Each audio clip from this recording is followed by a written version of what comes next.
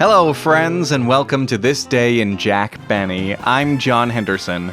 This episode is from October 13th, 1946, a day which held Game 6 in the World Series. Here we are back in St. Louis at Sportsman's Park again for the sixth game of the World Series play.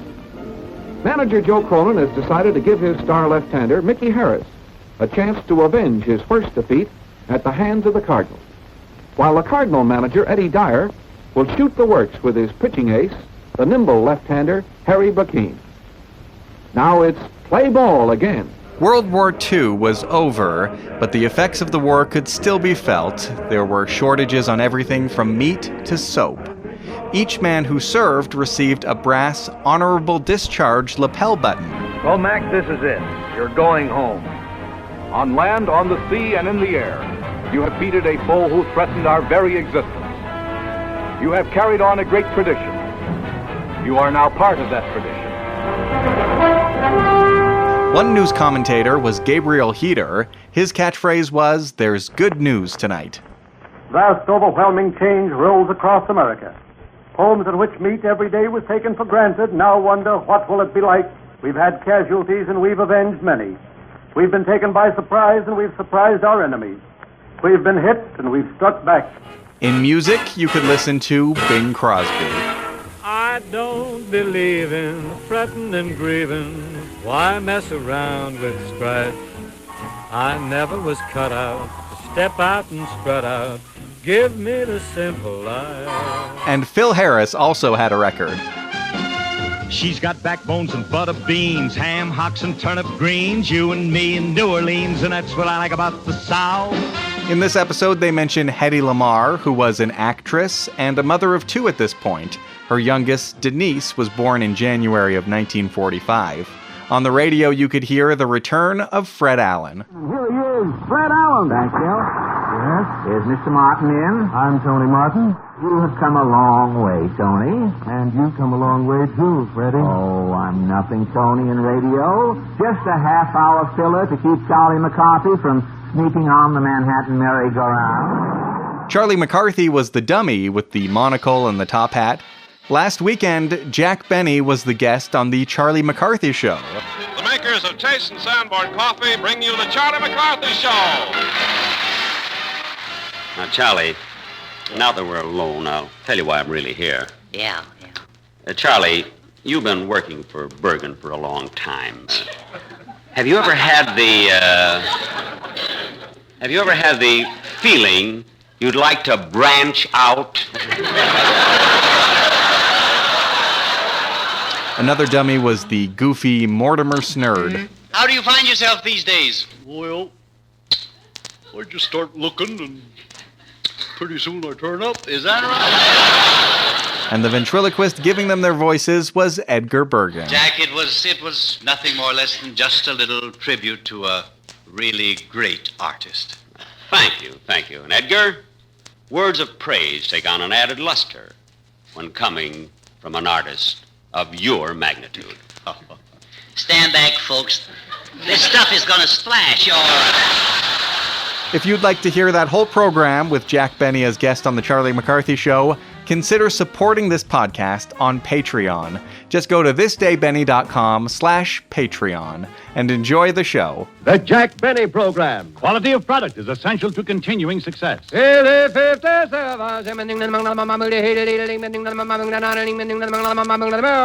Lucky Strike means fine tobacco, so round, so firm, so fully packed, so free and easy on the draw.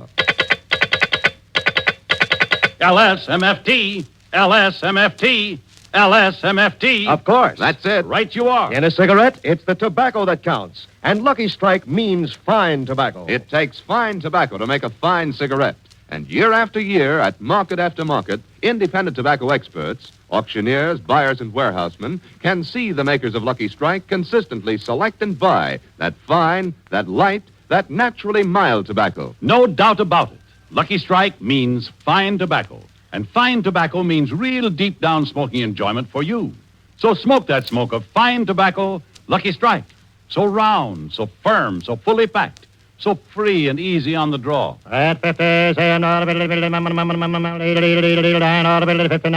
American.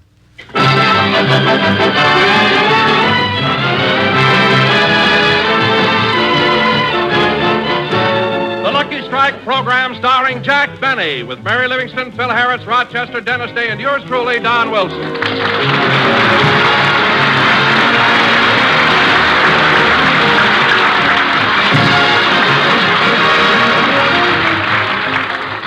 Ladies and gentlemen, once again it's Sunday, and it's such a beautiful day that Jack and Mary are walking to the studio.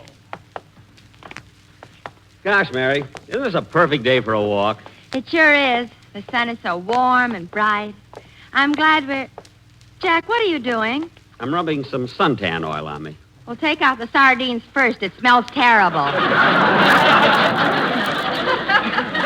Mary. And pull your shirt down. You look silly with a bare midriff. All right.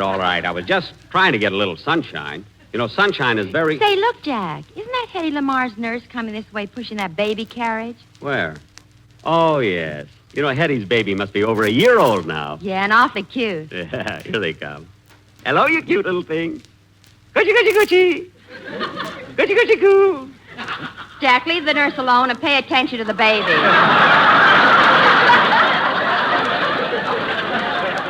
Huh?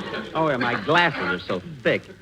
Say, nurse, this is Hedy Lamar's baby, isn't it? Oui, monsieur. C'est un bébé tellement bien élevé. Je n'ai pas eu la mère de la bébé depuis des années. Comment va-t-elle? Oh, elle va très bien, merci. Elle me parle souvent de vous. Excusez, moi, je voudrais un poitin de pommes frites. Quoi? Mary, what did I say? You asked her for an order of French fried potatoes.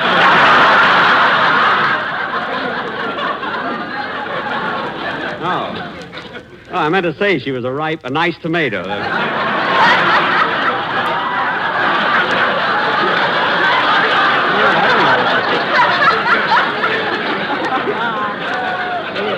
Oh, Jack. What? That baby is so cute. Yeah. Listen to that.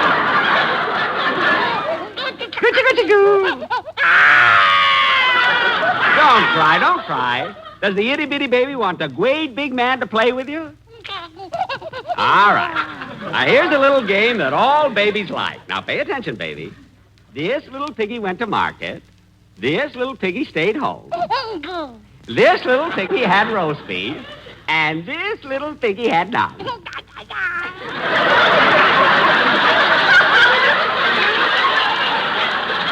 And this little piggy went wee, wee, wee, wee, wee, wee, wee. Jack, we've got a long walk yet. Let's get going. Okay. Wait till I put my shoe on.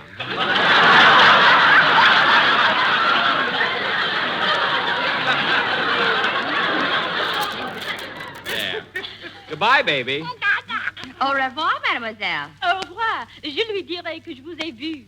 J'ai estré que vous ne me trouviez pas stupide. What was that? I canceled the French fried potato. Come on, Mary.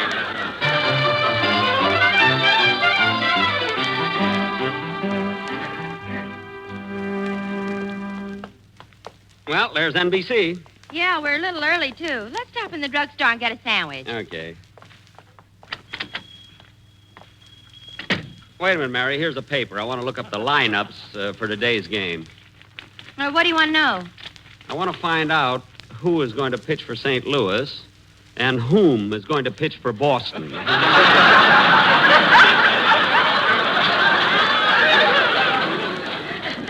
I've got a feeling whom didn't do so good today. Come on, Mary. Let's take those 2 vacant stools on the end. Here, 2 right here. Oh, yes. Oh, waiter. Waiter. Yeah.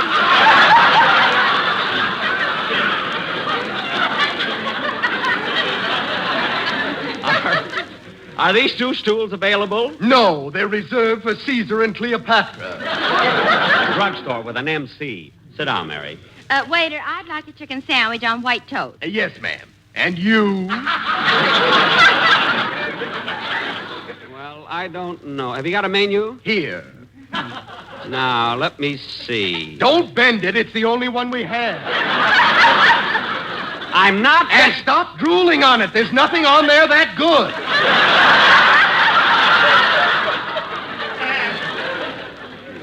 Every time I come in here, it's the same thing. Jack, it's your own fault. You antagonize him. I do not. You do, too.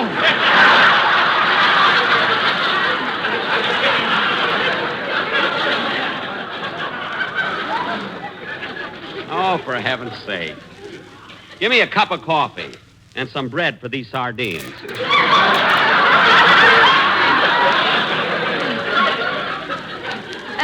Hurry my sandwich, will you, waiter? Yes, ma'am. And would you please put some lettuce on it? Yes, ma'am. One chicken sandwich with lettuce. You want the chicken in the middle with the lettuce on top, or the lettuce in the middle with the chicken on top? Hey, Mary, that voice sounds familiar. Waiter, tell the chef to come out here. Yeah, very well. Oh, chef, come out here. A customer wants you. A customer wants me. I know there's a meat shortage, but this is ridiculous. Say, aren't you the little hot dog man? Pickle in the middle and the mustard on top, just the way you like them, and they're all there.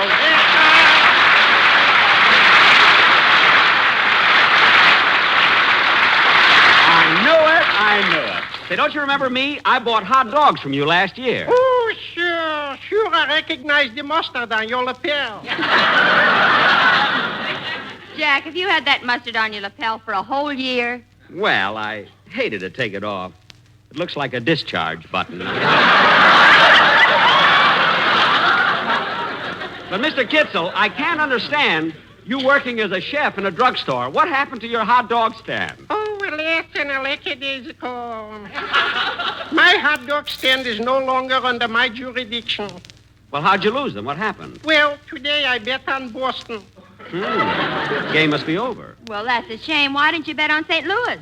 And go against my hometown? Oh, you're from Boston? Well, where do you think I got the accent?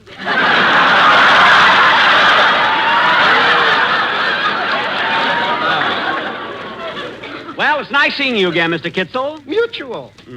Well, let's go, Mary.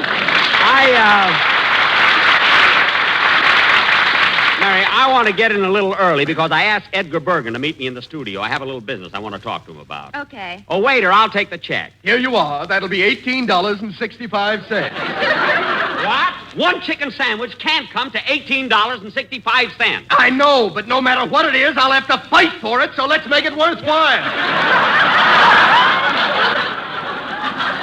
Oh, here's 50 cents, and that's plenty. Let's go, Mary. It's the last time I ever come to this drugstore. But, Jack, if it's good enough for Caesar and Cleopatra, it's certainly good Mary, enough... one MC is enough. Come on.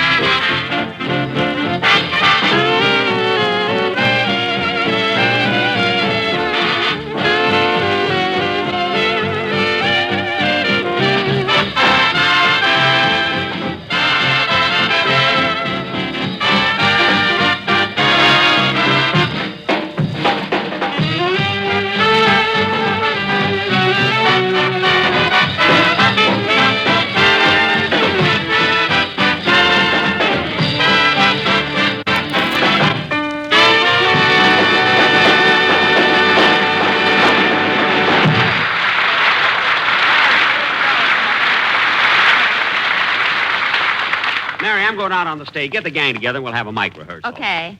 And tell Don... Hey, chum. Me? Yeah, when did you get out of the Army? What? Jack, wipe that mustard off your lapel. I'll have it clean. See you later, Mary.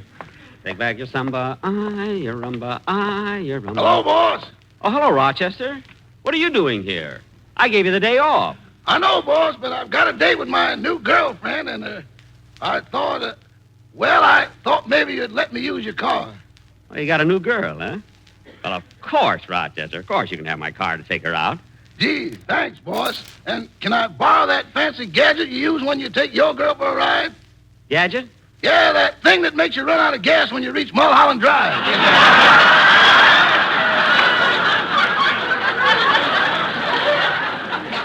Oh, that thing? No, it isn't dependable. Twice it stopped when I was driving Mary's mother to the station. But Rochester, tell me more about this new girl of yours, huh? She's wonderful, boss. Just wonderful. Well, I never knew a girl could have such an effect on you. What does she look like, Rochester? You want me to describe her to you, boss? Yeah.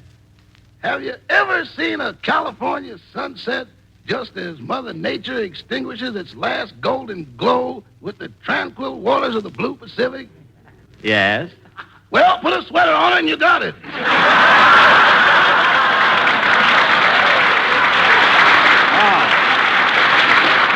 Oh, I see. Well, I better run along now. So long, boys. So long, Rochester. Have a good time, but be home by 10 o'clock. What? I said be home by 10. You want me to describe it to you again, boss? No, never mind. Go ahead. Well, I can't remember Rochester being so crazy. Jack, everybody's here now. Oh, good. Oh, Phil. Just a minute, Jackson. My boys are limbering up. Well, they don't have to do it now. Pick up those dice and listen to me. Okay. Hey, fellas, put away the dice, take the money off the bass drum, and give Frankie his clothes back. Now, Phil, when you do... It's your own fault, Frankie. You shouldn't play if you can't afford to lose. You don't catch me gambling, unless it's a sure thing. Sure thing. You wouldn't bet on Life Boy against B.O. Plenty. Oh, what a gag. Oh, Libby, what are you waiting for? Join the throng. Get your own show, kid.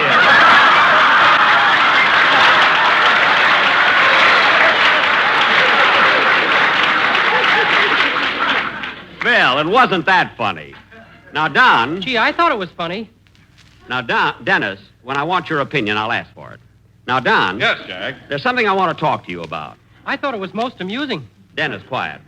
Now, Don... Yes, Jack? When you start to do your commercial... I thought it was not only humorous, but sophisticated. Dennis, I said when I want your opinion, I'll ask for it. Now, Don... He's mad because I'm alluring. Dennis, that's silly. A man saying he's alluring. What's wrong with that, Jackson? The doctor said I was alluring to strawberries. That's allergic!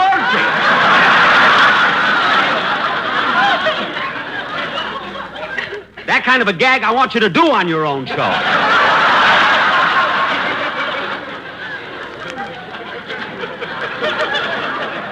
Now, let's forget it. Don. Oh, yeah. I want to talk to you about the commercial. Oh, it's all fixed up, Jack. I've got the quartet right here. Oh, no, you don't. Now, listen, Don. I've made up my mind we're not going to have commercials with that quartet anymore, and that's settled. But, Jack, I worked all week on it, and the one for today is sensational. You told me the same thing last week, and look what they did. LSLSMFT, la la la la, hee hee hee. A fine commercial. You poor guys probably thought that was good. That doesn't. Now, look, Don, I'm not going to keep paying $500 a week for this lousy quartet. Now, get them out of here. But, Jack, we worked so hard all week. This one is really high class. Please listen to it. I don't want to hear it. Oh, Jack, give him another chance. Oh, all right. But this is the last time. All right, boys, get ready and give it all you got. Here we go. LSMFT, LSMFT. Lucky Strike means fine tobacco. Yes, Lucky Strike means fine tobacco. So round, so firm, so fully packed, so free and easy on the draw. LSMFT. Pop, pop, pop, pop. LSMFT. Pop, pop, pop, pop. LMNOP. Pop, pop, pop, pop. Oh, Robert E. Lee. Robert E. Lee. Pop, pop. MNOPQ. Oh, Lee, lady who? QRST. Don, that's not what I want. Believe me. MFT. La la la la la. That's smoke of smokes for me. La la.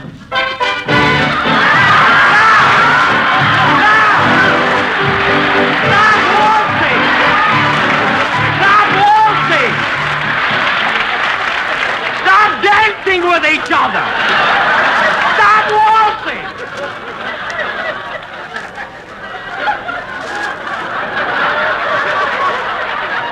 Don.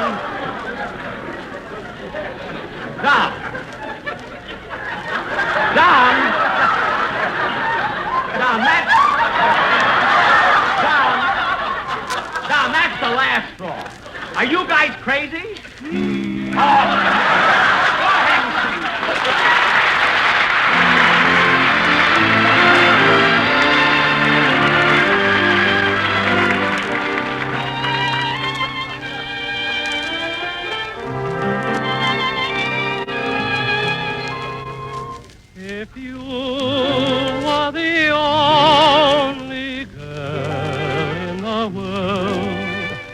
and I were the only boy. Nothing else would matter in the world today. We could go on loving in the same old way. A garden of Eden just made for two, with nothing to mar our joy. I would say such wonderful things to you. There would be such wonderful things to do if you were the only girl in the world and I were the only boy.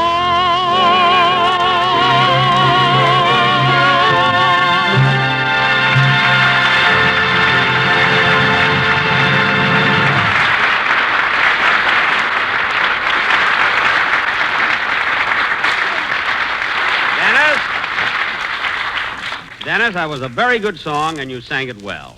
When I want your opinion, I'll ask for it.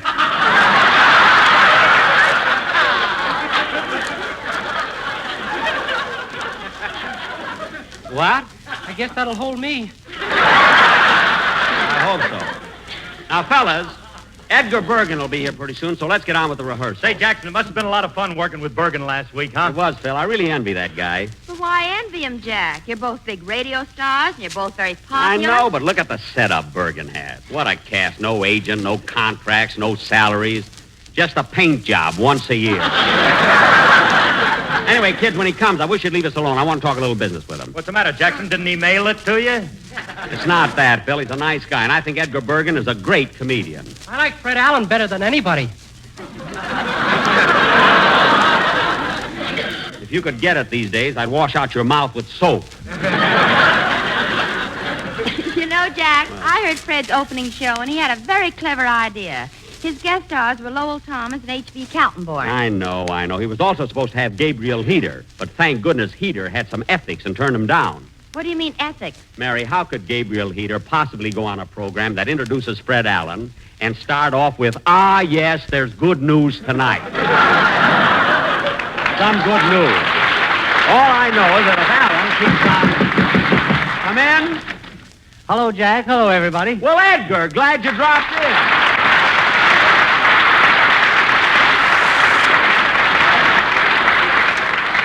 By the way, Jack, I brought Charlie along. I hope you don't mind. Of course not. I'm always glad to see the root of all evil.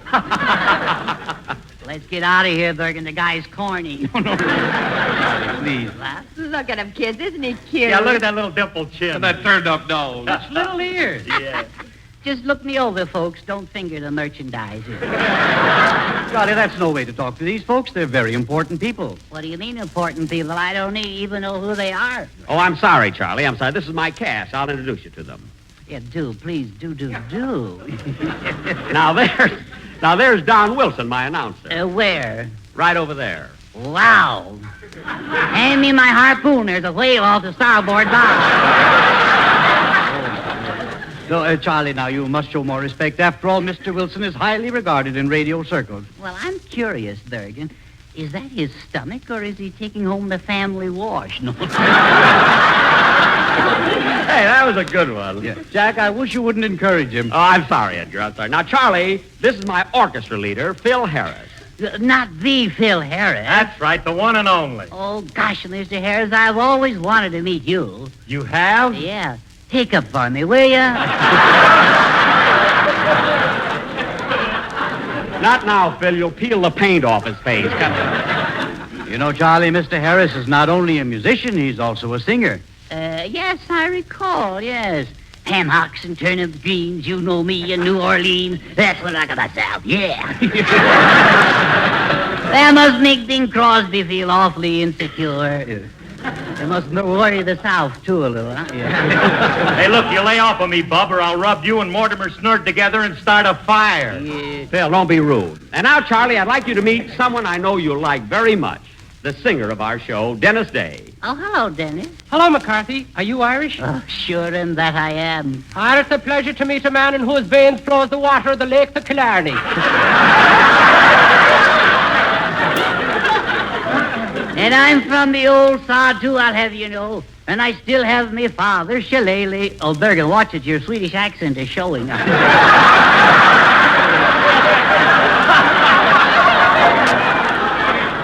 I'm practically doing Now, it.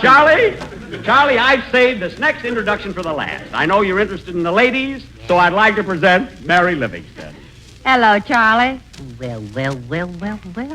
Hubba, hubba, and bubbaloo. The rest of you peasants can leave now. I'm about to begin Operation McCarthy. Oh, Charlie, you're the cutest thing I ever saw. Oh, Mary. Mary. What a beautiful name. Just perfect for such a beautiful girl. Oh, Charlie. You know, Mary, it isn't often one sees a girl as gorgeous as you are. Charlie. Your beautiful, soft, silky hair, your deep brown eyes, your kissable lips. Charlie, now stop. You're embarrassing Miss Livingstone. Let him talk. Let him talk.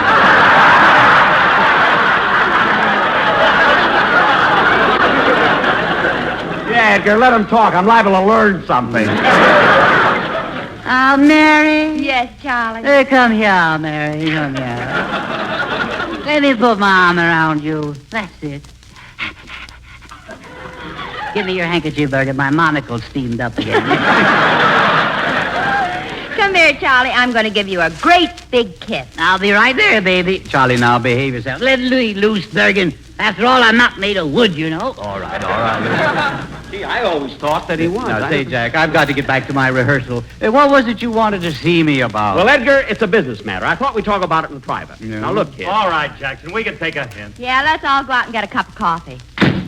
Well, Jack, what is it you want to talk about now? You know, Edgar, I've always admired you. I watched your start in radio.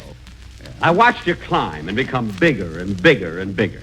And each year, I was happy because of your success. Careful, Bergan. The last guy who started out like that sold you the bikini galloon. Galloon! All right, so Bergan ain't paying attention. Now, look, Edgar. You're at the pinnacle of your career, one of the greatest stars in radio. But I have something that will make you even greater, and I'm not going to be selfish enough to keep it from you. Well, my goodness, what are you going to give me, Jack? My new quartet. A quartet? Yes, and for only $1,000 a week. What? $750. No, Jack, it's not the price. I'm sure they're worth $1,000, but wait a minute. You're not talking about the quartet you hired for your commercials, are you? Oh, you've heard them? Yeah. $300. No, Jack. No, I'm really not interested at all. But, Edgar, how can you pass up such an opportunity as this? Just think of it. $300 for the best quartet in Los Angeles. Bergan wouldn't pay $300 for Los Angeles. I wouldn't sell it to him. Now, listen, Edgar, before you say no, definitely, you got to hear these boys once more. I want to show you what they can do with a commercial.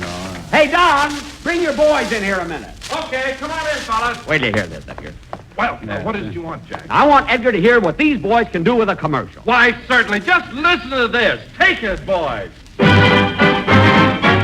Oh, Chatham Sanborn. Drink, drink, drink, drink. Bergan, let's get out of here. $250. No, Jack, no. Bergan, take me out of here. $200. No, Jack, no. $150. Come on, Bergan, let's go. I'm sorry, Jack, I'm sorry. All right, $100.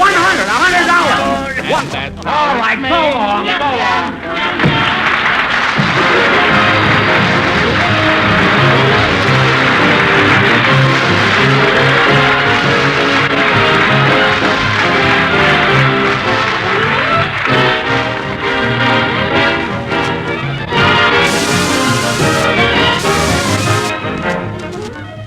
Ladies and gentlemen, once again, we're all asked to contribute to the community chest campaign for 1947. All over America, local community chests are now trying to raise their largest amount of money for the health and welfare of our people. By giving generously to your local community chest, you can be sure you're supporting the friendly, neighborly service which helps your community day after day and month after month. So please give your full support to a service that is most vital to the health and welfare of millions of Americans. Jack will be back in just a minute, but first here's my good friend L.A. Speedrig.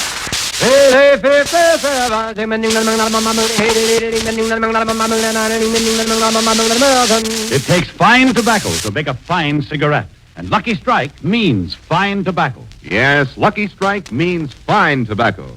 Take a tip from the independent tobacco experts. Men like Mr. Sidney M. Cutts, independent tobacco auctioneer of Oxford, North Carolina, who has been in tobacco for 25 years. He said, season after season, year after year, I've seen the makers of Lucky Strike buy fine tobacco.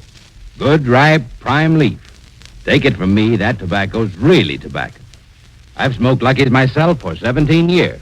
Year in, year out, at market after market, independent tobacco experts like Mr. Cutts can see the makers of Lucky Strike consistently select and buy that fine, that light, that naturally mild tobacco. fine, light, naturally mild tobacco. Yes, Lucky Strike means fine tobacco. And fine tobacco means real deep down smoking enjoyment for you.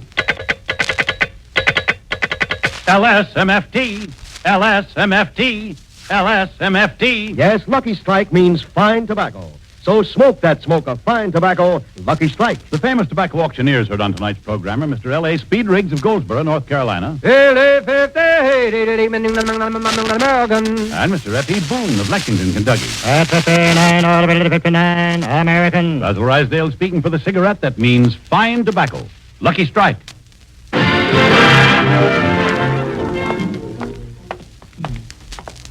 You know, Mary, I'm glad we walked to the studio because this time of evening it's nice walking home. Yes. You know, Mary, radio's a funny business. Sometimes you have a good joke on the end of the show and you run short of time, so then they cut you off the air. You mean like it happened to us on our opening show? Yeah. And now tonight, when we've got all the time in the world, we've got nothing funny to say. Well, that's life for you. Well, I guess there's nothing to do but walk.